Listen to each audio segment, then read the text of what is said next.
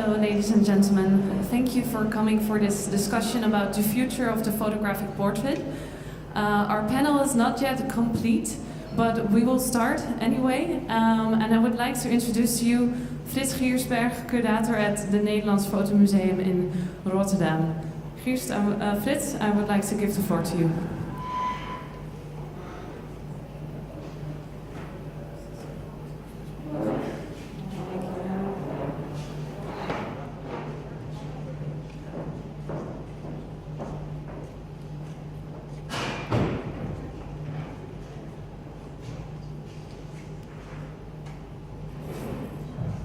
Hello everybody. Should I use this mic or this one?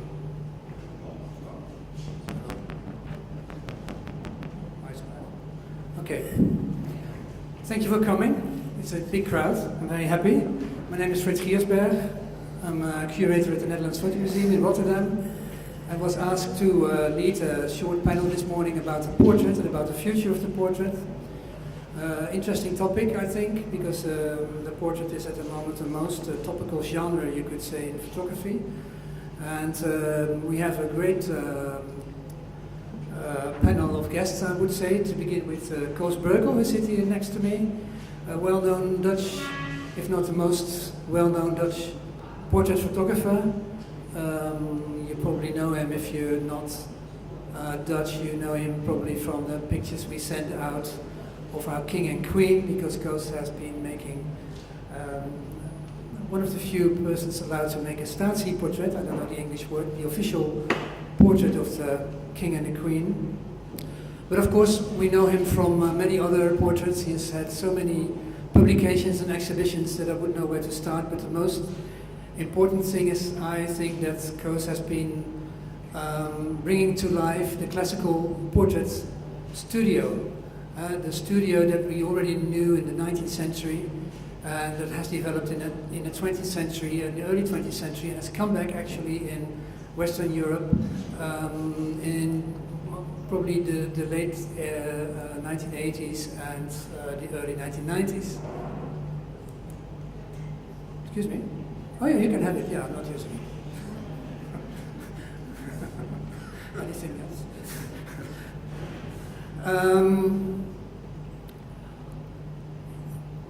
Koos, one project I would like you to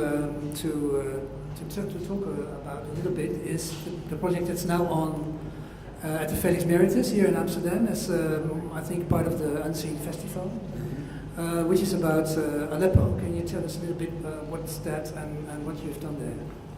The project is called Studio Aleppo, and we did it with Paradox from Bas Vroege and with a Syrian photographer Isa Touma. And Isa Touma had found remainings of an old portrait studio in Aleppo, and there were negatives and also on glass plates and family pictures, and he showed them to me, and then Bas had this idea of making portraits of similar portraits as those found pictures of people in Amsterdam and our new citizens, and then we concentrate on the Syrian people who live here now. And those are people that have fled from the war in Syria. Yes. Yeah. Yeah. And why are you doing? Why? What is the aim of the project? What do you want to do with that? Well, the aim is to show a kind of hospitality and to give them something which is about themselves. And you know, I think what's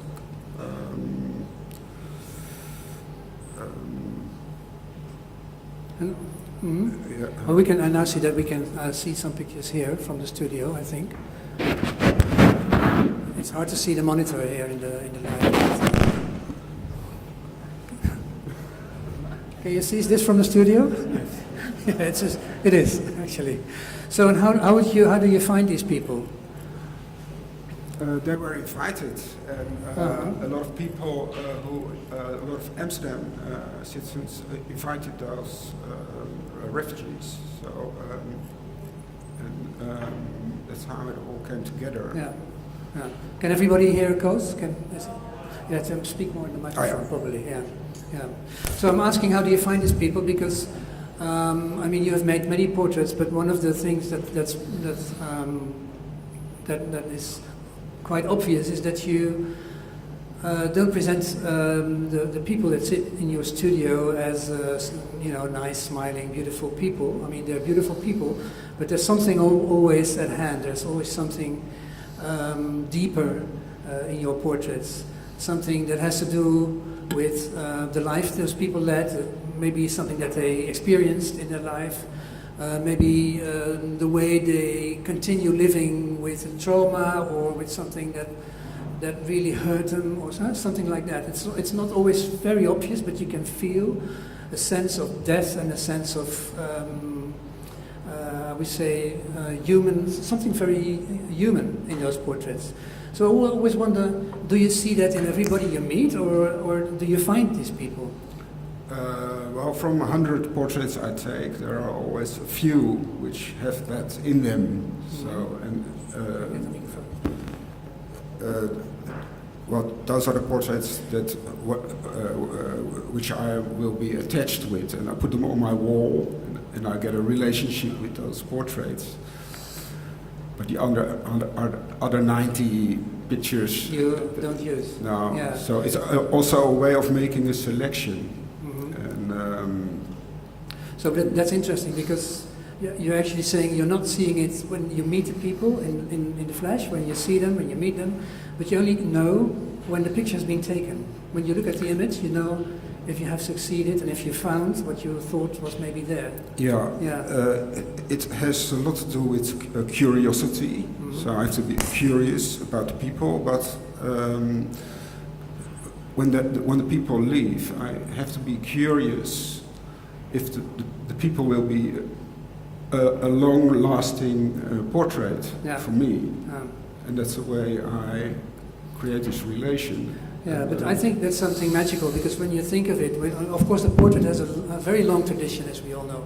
It stems from the Renaissance paintings, it's 500-600 years ago, when people start to represent other people in a painting, individuals, not so much because they were just those people, but also because they were part of a society, and the way they were represented in the paintings was made obvious by adding objects, like books or medals or whatever, placing people in a certain position, and this tradition continues until today.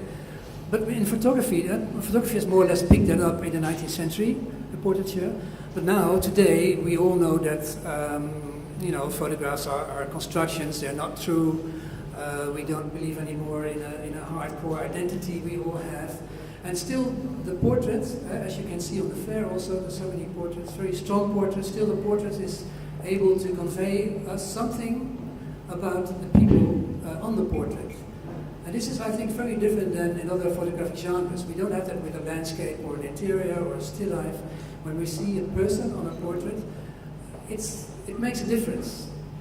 And I wonder why that is. And I think the work by Koos is proof of that.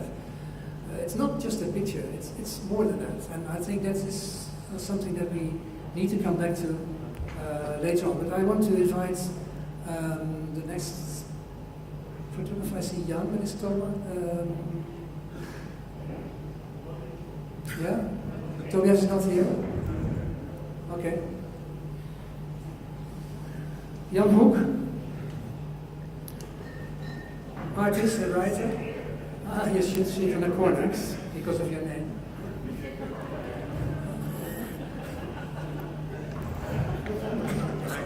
Ja, dat gaat goed zo. Well, I saw Koos doing those acrobatic things. Yes. It was enjoying to see, but I'd like to find another solution myself. Jan, you're a writer and a visual artist, I would say. The first time I saw your work, I think it was me and my models. I was puzzled a bit. What was this guy doing? Because you're not only making portraits, but you collaborate with the people that are in your pictures in a very intense way, I would say, in a very uncommon way. And even sometimes you're so radical that people discuss that what you're doing shouldn't be allowed, or is not, it's not moral or unethical, because you draw the people so much into your project. And of course, you are the guy who knows how photography works, and those people don't know. I'm not saying this is all true. I don't think I agree, but it is true. I think that you look for the borders, the edges of the medium, and then you see what happens. Why are you doing that? Is it because you believe in the portraits genre, or you don't believe in the portrait genre? Well, I think there are two reasons, and I think there are also two questions. Like, I think the first question is why I do what I do, and the second. Just a microphone. Oh, and the second thing is if I also do that to say something out about the portrait genre. And I think the first thing is like I think all my portraits always start with curiosity for the other. And I think the other, it became a little bit like a dirty word, especially in photography, because like the other is not yourself, and it became a little bit like the atmosphere around it. Like if you photograph the other, it's like looking monkeys or something. But yeah, for me, I always was interested in people that didn't look like me. And at the moment... There's a lot of people. A lot of people, yes. Well, yeah, I have a big market to photograph, like many choices. But like, there were always people that I saw and that I thought like I have no clue how they live. You see them and you think like, wow, they're so fascinating, and everything I see about them, it doesn't relate to anything with them. And these are the people I'm interested in. And then the thing I do in my photography is like, somehow I also think it's strange I get critics for that, because I never just want to click and go away. I try to engage in their lives and stay as long as possible with them, till also my first feeling of that they are maybe strange or different goes away, because in the end it works like that. Like I went with one of my models, Kim. She used to be a drug addict for 15 years. Oh, this is her. Mm-hmm. And this is how I met her. Like it started with a plan, like I want to photograph homeless or drug addicted people in my own home because everybody's so afraid of them. But it ended up that we then had like, then it turned out she always dreamed of having to be a supermodel. And then it was like, yeah, then the next step was like 1 year later, I traced her back after I photographed her in my house, and I thought like, okay, she stopped using drugs, and I told her like, probably you're not going to be a real supermodel, but we can make that shoot for one time. And later we went on holiday together, because she never was on holiday. We went to a 5-star hotel in Belgium, and there I really found out that after being so long with her, like in Belgium, I saw those Belgian people in the 5-star hotel looking at them. And then for me, the Belgian people in the hotel, Belgian people are also a bit different, but like they changed in to the other and not Kim anymore. And what do you mean by that? They changed to the other? Well, I was getting so used to Kim and Paul. It was together with her boyfriend, and the way they behave, and at the moment they feel something, or they feel bad about something, they express it in the most expressive way as possible, and they don't have like almost no feelings of shame, and that's really, really refreshing. And then I saw all those Belgians like it.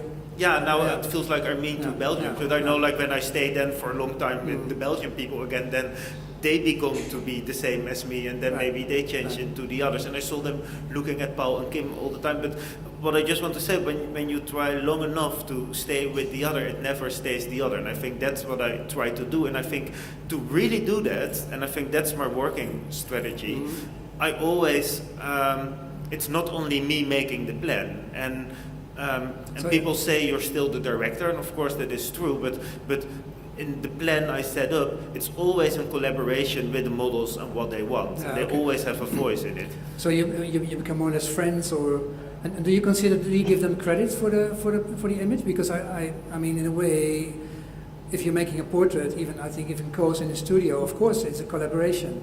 You Yeah. work together on something. Because if you don't want your portrait being taken, it's not happening. So there's always some kind of collaboration. There's some kind of interaction. You might like each other, or you might don't like each other, or the other person may be nervous or stressed, and this is a way to deal with it in your portraits. But is it really relevant that you become friends? Why are you going so far? Why are you putting so much time in one person? Well, I don't know if it's relevant if you really become friends, because I believe you always stay some kind of way. You have the relationship photographer-model, even when you go that deep. But I think when you really want to capture their soul or something, then I think it's really strange to don't give your models any voice in how they want it. And the way I show that is to, when I present my photographs, it was in the first picture a little bit, I always present as well what goes wrong and what the expectations of the model was. You use text and... I write a caption, so you can also see what happened before the photo, what happens after the photo. And by writing that, I make it not totally, because that's impossible, but at least a little bit more visible how that power play between and that play of influencing each other between a model and a photographer works. And that an idea of mine always comes up after a model says this or this or this to me. Okay, we'll come back to that, the relationship between, because I think it's also interesting you use the word model, which is not the other, but a model is almost something like something you can use. They're all traditional painters who hire a model, pay the model to... But for me, a model is always the person you photograph. Yeah. Like, if it is a supermodel or somebody in a documentary photo, it's like for me just a way to say the other person at the other side of the camera. Okay, yeah. Okay. Well, I think it's time to introduce the third artist on the table, Tobias Zielony. Hello. Herzlich willkommen. But we'll keep on talking English, of course. We know your work, especially by the project Story No Story, I think, where you also photographed young people in the streets all over Europe or the world even, or even people that you met in the street. Many photos were taken at what would you say, at dusk or dawn or at night.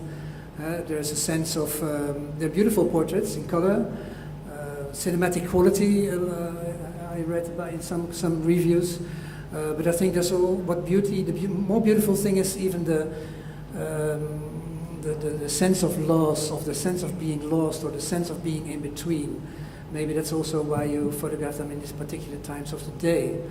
Can you say something about that project and what your relationship with the model was in this sense? Yeah, first I'd like to say there are a lot of portraits in this, like it was like 10 years body of work basically, but I don't think it's portrait photography. So basically it's more relating to the idea of the photo story and also to my education that I had in Newport actually, and in my kind of doubts I had about the idea of a photo story representing a certain situation. So photo story, you mean the traditional picture story? Yeah, like a picture story. Because now the 5 pictures I choose are only portraits, but in all my bodies of works, they are more than just portraits. They are like landscapes, groups, details, everything. So it's a bit like a abstract picture story in a sense, you know. But obviously the portraits kind of keep the stories, if there are still stories, together. Yeah, yeah. And then more recently, very beautiful project we saw at Venice Biennale last year, where you've portrayed people, maybe like Koos, people, immigrants in Germany, in Berlin and Hamburg, people that you also interviewed, you also wrote stories that they told you. Can you say something about that? How that project came about? Maybe I say briefly something about this picture. Mm-hmm. Because I was in Rome, where I met a group of young Bangladeshis who were like living with like half legally in Italy, and they were actually selling these electronic gadgets to tourists. So every day in the 8 o'clock they would leave their kind of home and go to the beach or the town center. And we kind of together used this kind of things like these laser pointers and flashing glasses and whatever to kind of stage themselves. So I think this is something very important in the whole, like, all my work basically, that as soon as I arrive, something is happening, maybe similar to what you were describing, you know? It's not like I wait in the corner for the perfect moment, but through my presence, something is happening. Something is coming out of me, but also out of the people I photograph. Some image that they might have stored somewhere in their unconsciousness or something. Okay. Yeah. So this work was kind of a predecessor. And in Hamburg and also in Berlin, I photographed refugee activists. That was long before the so-called crisis or the big number of people coming from Syria last year. And the situation for refugees was and is still very bad in Germany. And there were like people leaving the so-called camps and went to Berlin and Hamburg to form kind of protest movement. Really They protested against what? They protested against that they were not allowed to leave the city they are like located to, which can be a really like horrible place in East Germany with racism, and they're not allowed to go further than 20 kilometers away. This is changing now. They were not allowed to study or work, basically just waiting.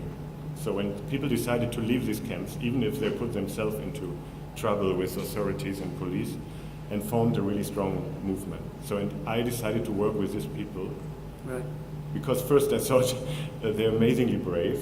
You know, they go on demonstrations. And they could be they could be kicked out of the country. You know, they were arrested.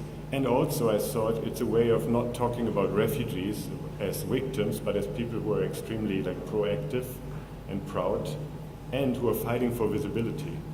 And this is something interesting. You know, that people who actively work with media and, I don't say they want to be photographed, but they know about the power of TV, newspapers, internet, and so on. And I kind of became a collaborator with them. So, and did you, you decided to help them?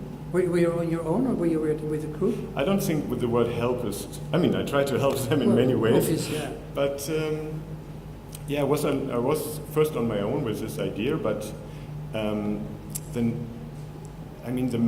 main idea of the project was to photograph in Germany and publish in African newspapers and magazines. So that was the kind of idea I had at some point. How do the stories travel back and the pictures? Yeah. And also to turn around the idea of a photojournalist who goes to Sudan and publishes in Europe, for example. You know, so, and as soon as I decided that, my team got bigger and bigger. You know, I had writers from Africa who were writing texts, making interviews. I was working together with journalists in Sudan, Nigeria, Uganda, and so on. And so it became a collaborative project, really. Yeah, and also in Germany, I needed a lot of help. So I was the photographer in it, and maybe the whole organizer. But my photographs were only a part of the project, and it was the easiest part for me. And did you discuss, because you made portraits? Pardon? You made portraits in this project? Yeah. Yeah. Maybe if can we see? click one Are more. they here? This one. I don't know if it's like a traditional portrait. Almost. Yeah. I didn't know that we would actually talk about the photos, actually, the people I work with were only 5 or 6.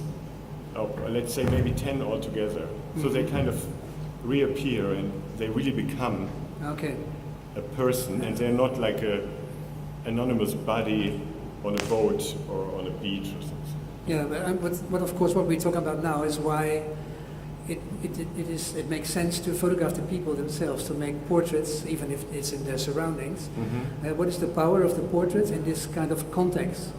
What interested me is that in all of your projects, the portrait is not just a portrait, but it's it has a meaning in a very topical and political context of today.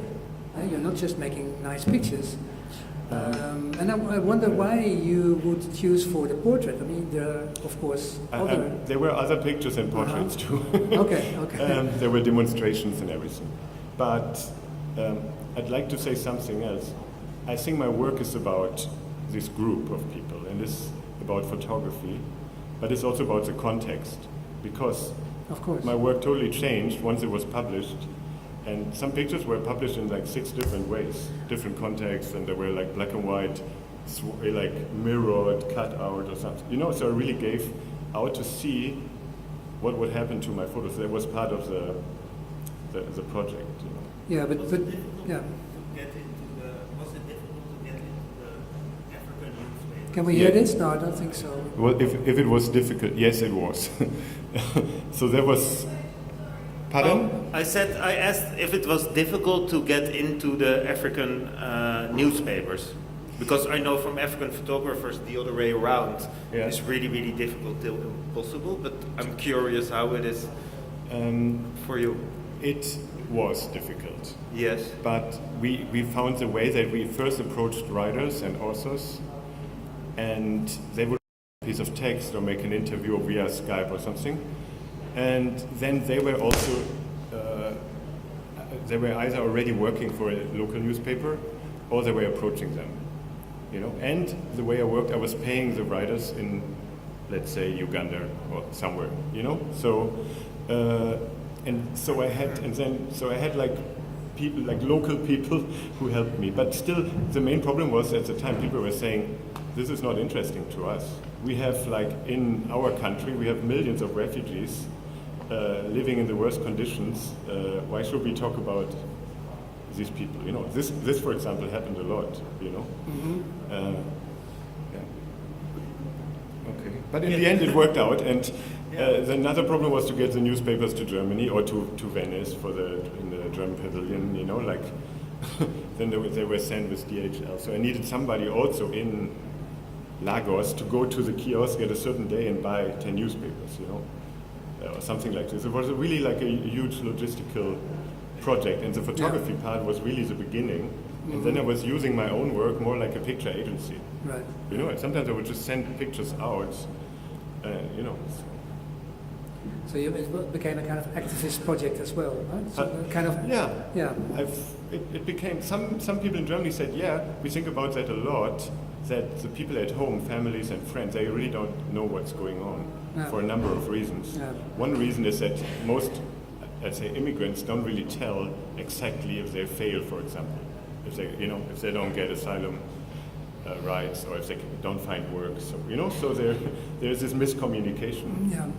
Koos, did you get any response from the people that you photographed here in Amsterdam for the Aleppo project? Well, they will be coming to this theater on Sunday. Mm-hmm. And then everybody will be coming. Yeah. Yeah, but did people talk to you? Did they say something? Could they understand what you were doing? What you tried to do with the project?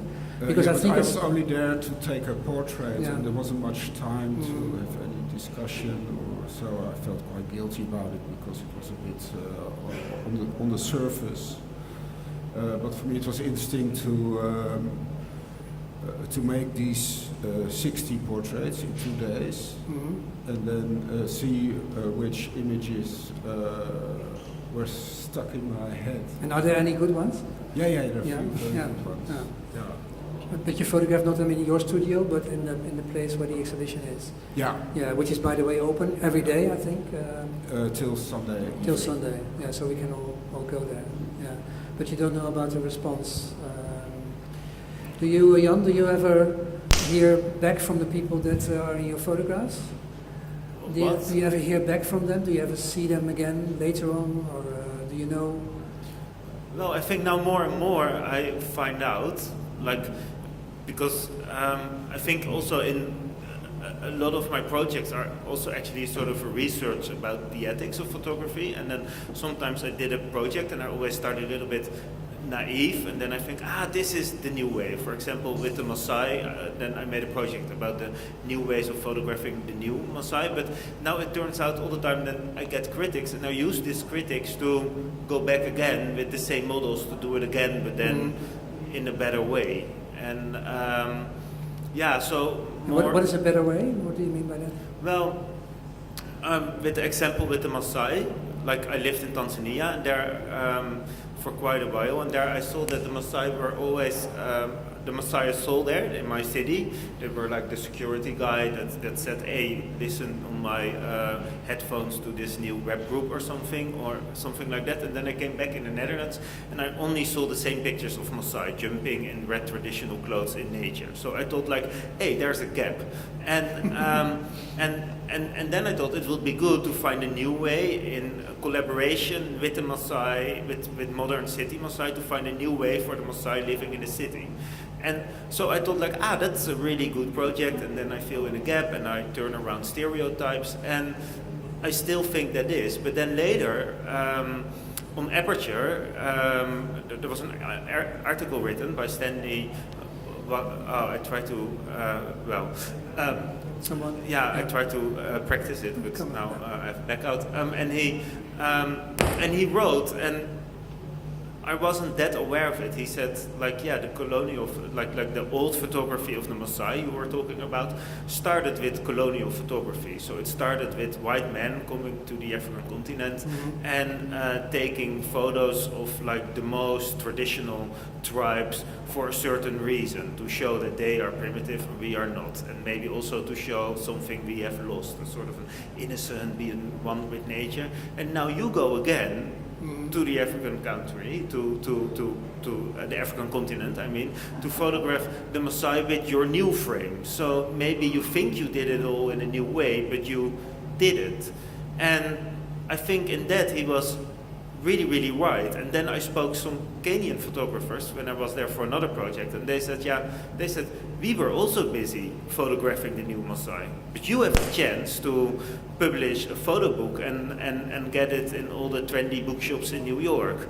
We want that as well, and your vision is still really limited. So then the next step is that I thought, that's right. Then maybe because I also don't believe in the conclusion then as a white photographer you can never access the African continent anymore to photograph. But you then, believe it or you don't believe it? No, I don't believe in that. But I do believe we need to deal with those critics. And for now, the solution, maybe till I get new critics and I need to do something with that, is to collaborate with those photographers I met there. And we want to make a new book about the Maasai, but where you have all kinds of different perspectives, not only mine, but also from the guy from Sudan moving to Nairobi and seeing a new Maasai. Like I have one, like the spider, he was a photography student, this one, but now he's going to be in the book also as a photographer, like he's a Maasai as well, to do one step back and say, okay, I'm going to share like my viewpoint with different other viewpoints. And I think that is important when you go back, to also go back from your own projects, look at the critics you get and use it together with the people you made it, or with the people who gave you the critics, to make it better. And that's now my strategy. I don't, You want to comment on that? Yeah, I mean, obviously this is a question that we cannot ignore, but asking also about the project, as a portrait, is like, why do we still need photographers, when you can like take a photo of yourself, or what, so what is our role in it? Of course, it's a very problematic role in many ways, with power relation and so on. But just saying, what is a portrait and why do we need this kind of, or maybe we don't need it anymore, like you, I, and the camera, this kind of setup? Well, I think we do need it, because I think a portrait is also where the way we look at each other is, I think, made from a big way by portraits. Like with the Maasai as an example, that like one of the Maasai, he's not in here, he's Mike, he was a businessman. And he said when people heard that I was a Maasai, like he owned several hotels and he was wearing a suit, and he said at the moment people heard I was a Maasai when I was doing business. They said, "Oh, can you jump? Can you jump?" And the reason that they asked that is because there were so many portraits of Maasai in the same way, and I think the only way to turn that is to bring in more portraits and new portraits. I think you have like individual portraits, but I think a portrait is also a way how you, like a person is never not only a person, but also a part of a group, a part of a community, a part of a country, a part of a gender, a part of a sexuality, and I think all those things, how those people from those certain groups are photographed, create together the image we have of them. Well, yeah, I mean, your remark is, of course, important, and we talked about it a little bit before the talk here. Should we discuss it? Maybe we should if we talk about the future of the project, although I think no one of us here can predict the future on the very long term, but maybe a short term. But what I find interesting, that what you say, Jan, is that you say, I look at the critics I get, and then I look again at my work and I think maybe I should do things differently. Tobias, if you say we're in a very difficult position as a photographer, and as a professional photographer, of course this is something that we hear a lot in the last few years since we have these horrible things. Everybody can take a photograph and everybody's a photographer, everybody's an artist, so, you know, thank you guys and girls, we don't need you. But of course, if you here look at the fair, you get the opposite answer. And if I look at your work, if I look at one portrait by you, I immediately know it's not true that we don't need photographers anymore. It's just nonsense. I'm not sure. I'm not saying that the situation is not complicated, but horrible word, but the quality or the intensity and the strength of the work and all these subjective terms are true in a way. We can't deny them, although it's very hard to define. But I think still that call it professional photographers or call it artists are still needed very much. I hope so too, but still to be a bit more controversial, I think also what you said, a portrait is about capturing the soul of a person, or the idea of the good portrait and so on. It refers to an idea of a person as like a very kind of defined identity, and I think through images and many other things this idea of identity is changing. So even if we don't like cell phones, to the people we photograph maybe they mean a lot, and the way they think about themselves and picture themselves and so on. And I think if we want to capture that kind of changing identities, we have to relate to it somehow. That's true in a way, but I think identity was never a fixed idea. Never, and of course now we sense that things are changing a bit faster, and we agree that identity is changing, and that we are influenced, and you know we can go back to Eliot and the Hollow Man and all that. But still, I think there's something there, and I think that the portrait is able to convey some kind of, not a soul or not an essence, but it's conveying something, namely that the other does exist.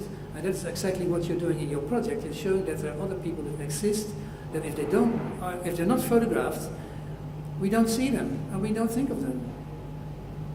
Yeah, I think also that to see it in a more positive way, that everybody now is a photographer and using cell phones, that we also can, am I hearable? It's difficult to, that... Yeah, you have to use the microphone really close. Okay. That I think you can also see it as a positive thing. Now everybody's making photos, everybody's interested in it, and as photographer you have so much more people to inspire when nobody knew what taking a photo was. Koos, you want to say something about that? For me, the portraits are always there to be, they must be a company for me. So I get this relation with these pictures, and I never really think about it. And only when my son is at home and he's playing with his telephone, he never looks at my work. Mm-hmm. And sometimes I frame his portrait and I put it next to his chair, he doesn't even look at it. Why not? That's what I ask him, but he says, It doesn't have any meaning for him. It doesn't have any meaning, and sometimes he says, why frame pictures? Yeah. Because That's a good what do you question. do? What do you do with the pictures when you're bored with them? So I think it's quite a good question. Yeah, yeah. And that's also about the future. People just A new generation that Yeah. is going, And looking at images differently. And if we talk, if you talk about this complex situation where professional photographers are in, they have to deal with digitization of images, the fact that we see so many of them all the time, that we're making them themselves. Is that something that influenced your idea about how you continue your work? If we talk about future, are you really looking into contemporary image culture and then say, okay, I'm going maybe even to quit or do something else? Or maybe in my work, starting in the year 2000, is interesting because in the beginning I related more to, like, let's say, film aesthetics, like you said, or like even like music videos at the time, or advertising, because I also realized that that's what the young people are relating to in their idea of who they are or who they want to be. So, but at the time, still, when I came back with a photograph and gave the people a nice print, they were super happy and put it on the wall. But now it's like, oh yeah, thank you, it's one more picture out of thousands, So obviously it's changing, and so maybe at the time it was a lot more easy to say people stand in a corner in a council estate somewhere, and they refer to images somewhere out there. But now the images are with them, It's their world basically. So it's even more difficult to position yourself there as a photographer. so what do you do? I think my work is, on one way, it's gone more and more like towards kind of staged situations and collaborations about these kind of imaginations. And I think also conceptually it is about the context of the work. I really understood that. It becomes more important. Totally, and the concept too, like the Venice project. I think the concept was equally important as making the photos. And the concept you're talking about the newspaper or about The newspaper, the kind of turnaround of direction of pictures and so on. what happened in the German pavilion, because there was much more. It was a context. Yeah. Also there it was a broader context than just your work. I think the picture is not without a context anymore. And it's really important that we choose we know what we choose for, Yeah. Jan, very short, are you thinking about changing in the future? Or do you have an image of where we are going with the portrait? Well, I am already quite fresh. Like 4 years ago graduated. I don't know. I see all the people who photograph with their mobile phones more as colleagues, and I see that as a good thing. And I think in the end, the best people will, I hope it works like that, will get the chance to get exhibited and show their work. If it are real photographers or people taking with their phones, like when you make the best work and you are the most obsessive and you make something new, then you will get out of it. I'm not worrying at all about that. No. Of course, And I think it will be good that also people who never did a real education or maybe didn't have the chances for that and now do have a phone and can make their photos have a chance to enter the world. But I think what we have to think about also is that maybe to younger people, the photo book, the framed pictures, or the photo fair, the photo festival is not so interesting. It's maybe not So the place they think for when they think about what you say, the success. Or I think it's just that there are also new options, but I think the same as that with the television, the newspaper didn't go away, that also with Instagram, the art fair or the exhibition place doesn't go away, there are just more options. Okay, so Tobias, what you're saying is that the future of the portrait or photography in general is in other platforms, in other way of spreading them. Potentially. I'm just, Yeah, but don't care so much as a photographer about the platforms, just make your best work. Well, it's a and way it will find to you. reach your audience. Do you have any ideas, Koos, about the future of your work, where it's going, or you have plans to work very different way? Well, I tried to be as curious as 30 years ago, but that's very, very difficult. So maybe someday I will stop and wait what's going to happen with other photographers. Yeah, yeah. I like making exhibitions now with portraits of other people, so I'm already. You're becoming a curator. Yeah, because I get quite bored with my own experiences. So. Maybe in a way, well, we're all becoming curators because we have to deal with all these images and make choices. I think there's 1 or 2 minutes for very urgent questions in the audience. Somebody wants to ask one of these artists, to Koos, Tobias, or to Jan. Very urgent. Yes, we don't know. I probably. She's not coming anymore. No. Yeah. A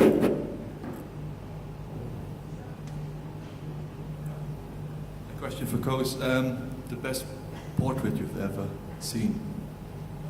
Best portrait I know? Yes.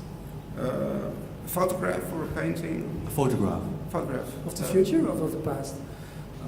The past. Best portrait is taken by Ouija, for me. And it's a picture of a girl on the beach. And she's on her knees and she's smiling at the camera. But in front of her is the body of her boyfriend who just drowned. And there are these doctors and they try to save his life. But this girl sees the photographer. And there's also an audience in this picture, and they also look at the photographer, but the audience is very annoyed with him. And the girl is smiling like this, and I always ask myself, what happened here? She's smiling at the camera. Yeah. When I saw this picture, it was in a book, but later I saw this picture, it was 30 years later, in another book, and they gave it the title, Smile for the Camera, and that was exactly what the photographer shouted at this girl. So, and it was a really amazing relationship there, because she was probably in some kind of shock. But it's totally confusing. But for me, it's the best portrait because it's a totally impossible situation. And Thank you very much. Okay. Jan, you have a best portrait? No. Tobias? No. But I just thought, I don't have the one picture in mind, but I just thought about August Sander, the long-dead German photographer. yeah. And what I always liked about it, that he had this very idea of, I have to photograph all different kinds of jobs and professions, and this very kind of analytic way. But then the photographs themselves, it seems like the people are coming alive still, even though they're put in this frame, by the camera and by this kind of concept. And I think his why he's so great is that he actually lets that happen. That the people can still kind of speak to you or something. So. They were maybe not so much aware of the effect of the camera as we are. No, obviously not. No. Okay. All right, then I want to thank you very much for being present, and I want to thank you for coming, and I want to thank Unseen for organizing this little discussion. Thank you very much.